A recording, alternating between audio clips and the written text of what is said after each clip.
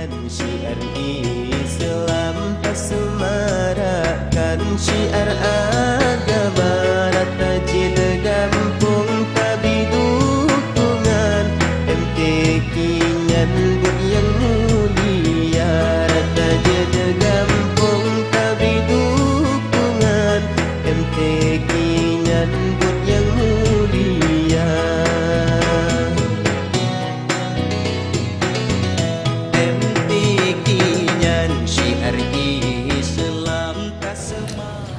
Bumi hasil,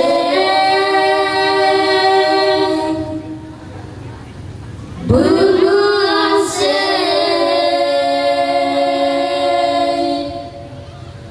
bumi hasil lagi manajat, bumi hasil ya Allah, bumi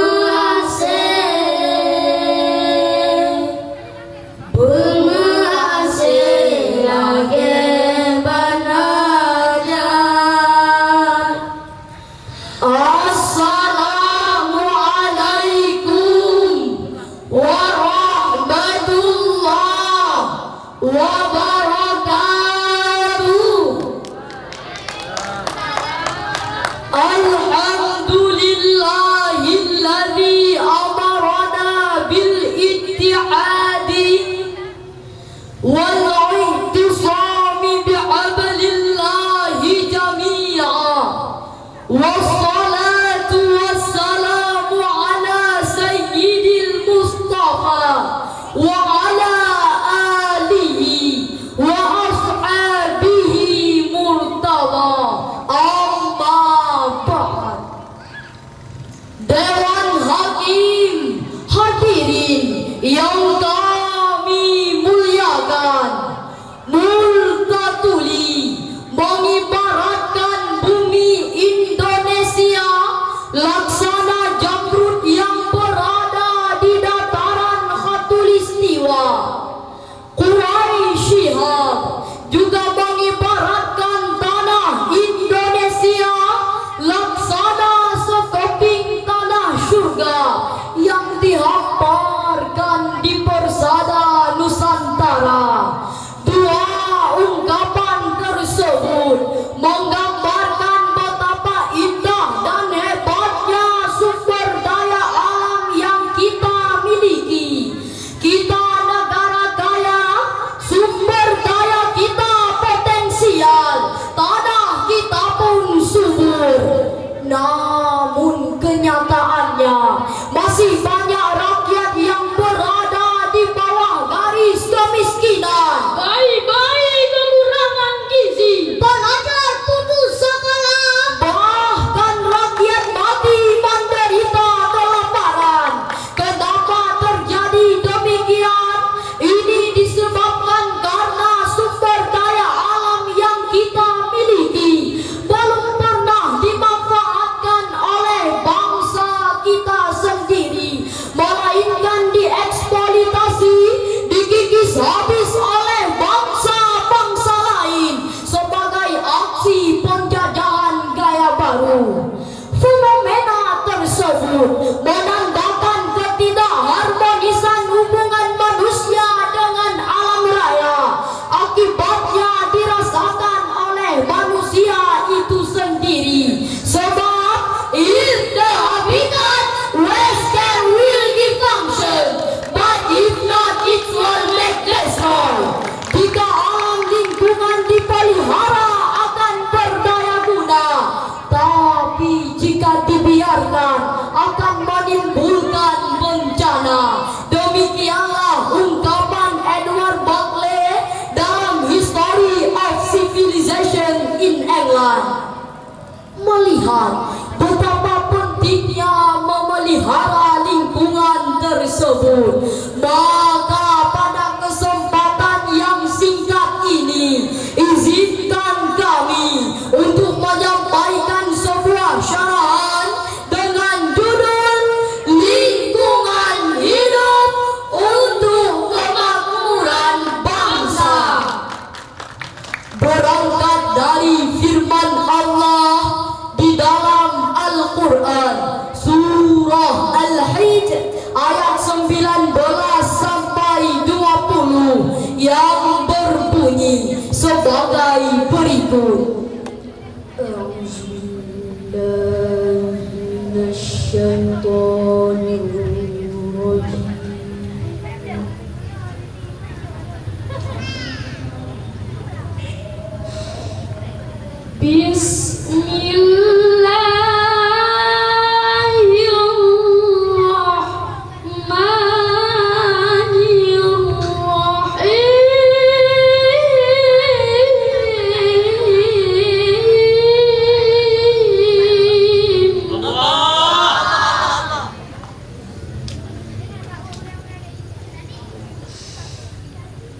والأرض مددناها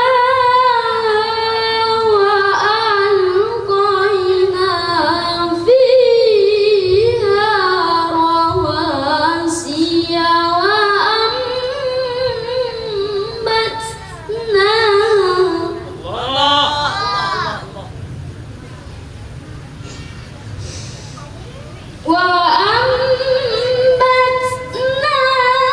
فيها من كل شيء موزون.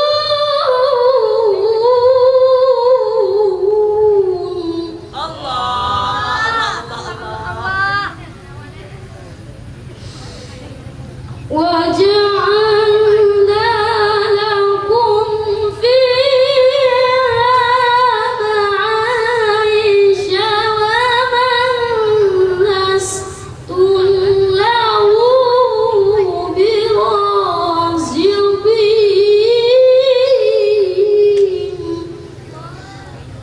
Aku berlindung kepada Allah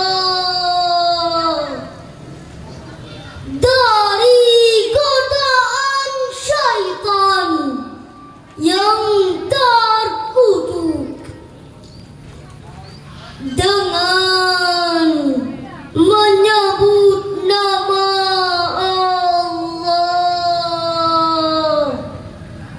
yang Maha Pengasih, Maha Penyayang. Dan kami telah menghamparkan bumi dan kami pancangkan padanya gunung-gunung serta kami tumbuhkan di sana segala sesuatu menurut ukuran. Dan kami telah menciptakan sumber-sumber kehidupan untuk keperluanmu.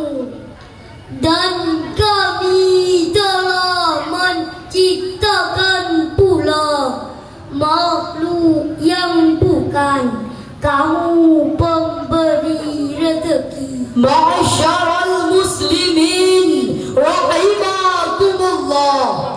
Profesor Dr. Muhammad Quraisy Shihab dalam tafsir Al-Misbah menyebutkan bahwa kalimat wa ambatna fiha min kulli syai'in mawzun, dan kami tumbuhkan padanya segala sesuatu menurut ukuran, dipahami oleh sementara ulama dalam arti bahwa Allah Subhanahu wa Ta'ala menumbuh kembangkan aneka ragam tanaman di bumi ini untuk kelangsungan hidup, dan menetapkan bagi setiap tanaman itu masa pertumbuhan dan penuaian tertentu sesuai dengan kuantitas dan kebutuhan makhluk hidup. Demikian juga Allah menentukan bentuknya sesuai dengan penciptaan dan habitat alamnya.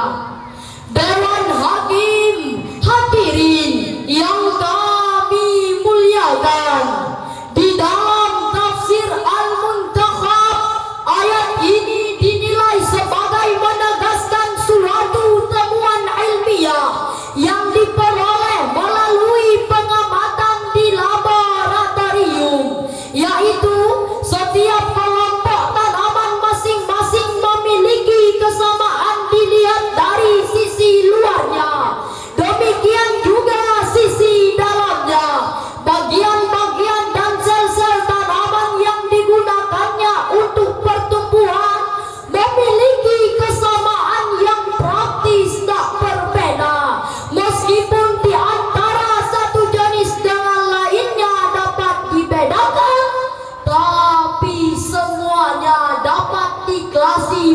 diaplikasikan dalam satu kelompok yang sama.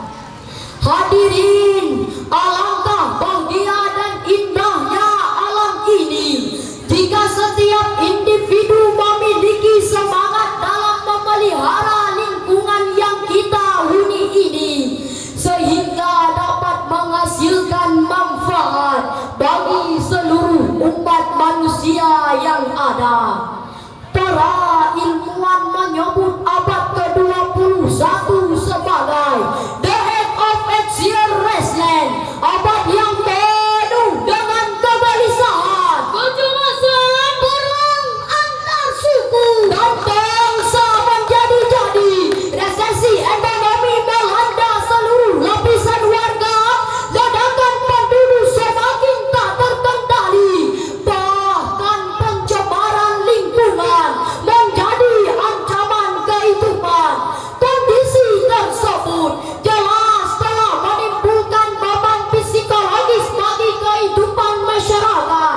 Akibatnya masyarakat jadi serba salah, hati menjadi resah dan gelisah, jiwa terasa hampa dan merana, semangat hidup telah tiada dan enggan berkarya.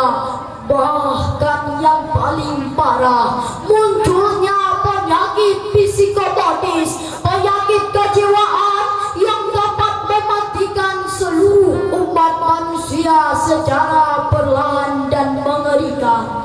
Kalaupun bertahan, namun hidup tidak lagi merasakan ketenangan.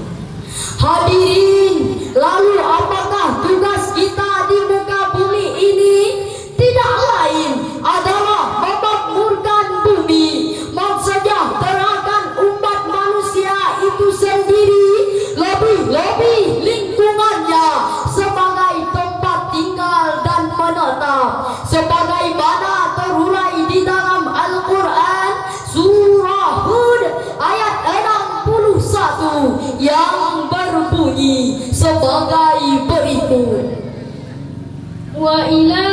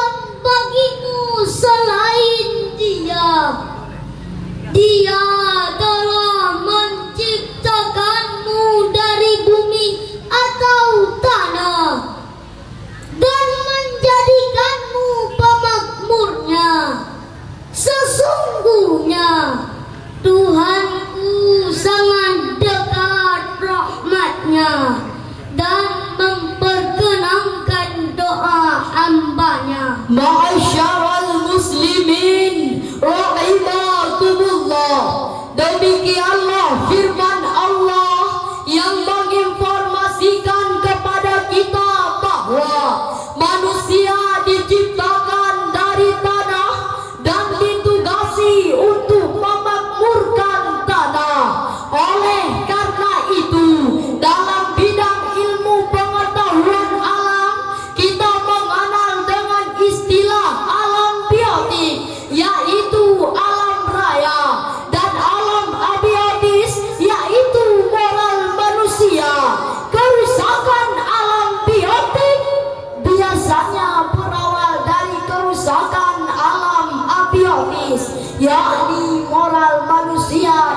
sendiri.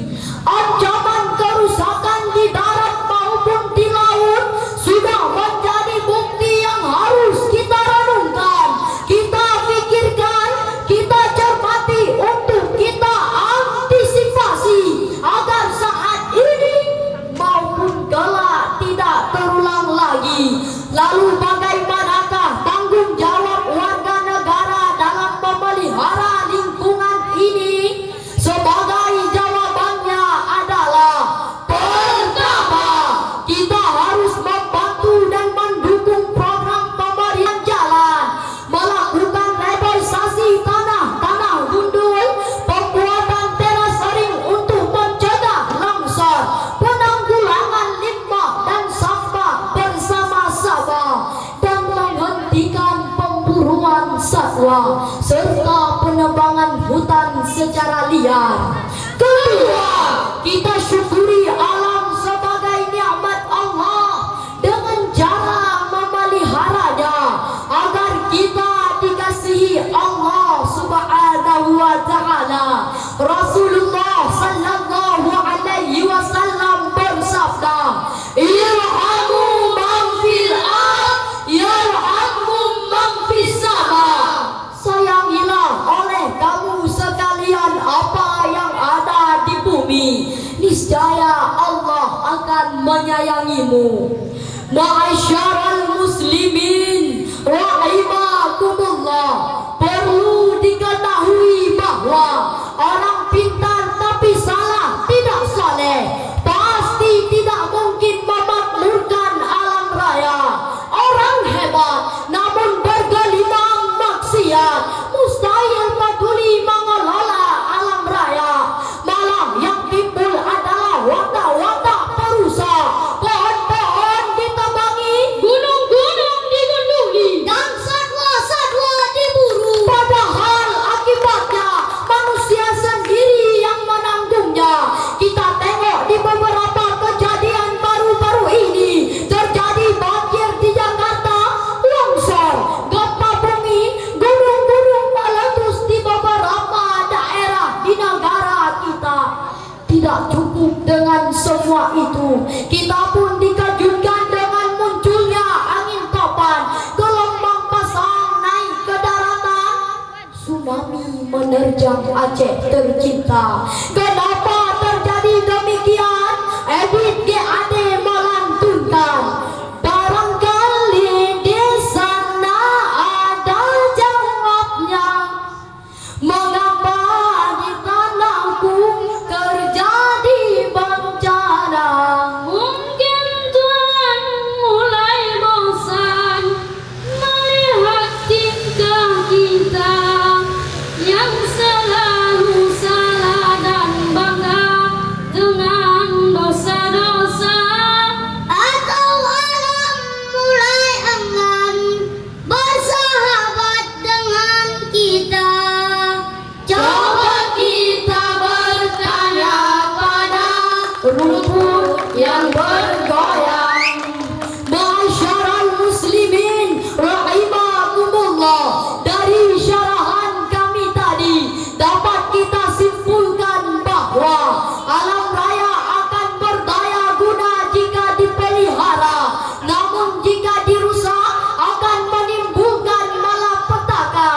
Bentuk perusakan alam raya adalah dengan memperbanyak maksiat dalam hidup dan penghidupan manusia. Oleh karena itu, dalam rangka mengelola alam raya ini, marilah sama-sama kita hindari diri kita dari perbuatan maksiat, baik terhadap diri sendiri, terhadap alam raya, terlebih kepada Allah Subhanahu wa taala. Hanya ini yang dapat kami sampaikan, dan akhirnya sadaqallahul azim. Maha benar Allah dengan segala firman-Nya. Kami akhiri, Assalamualaikum warahmatullahi wabarakatuh. Marakkan syiar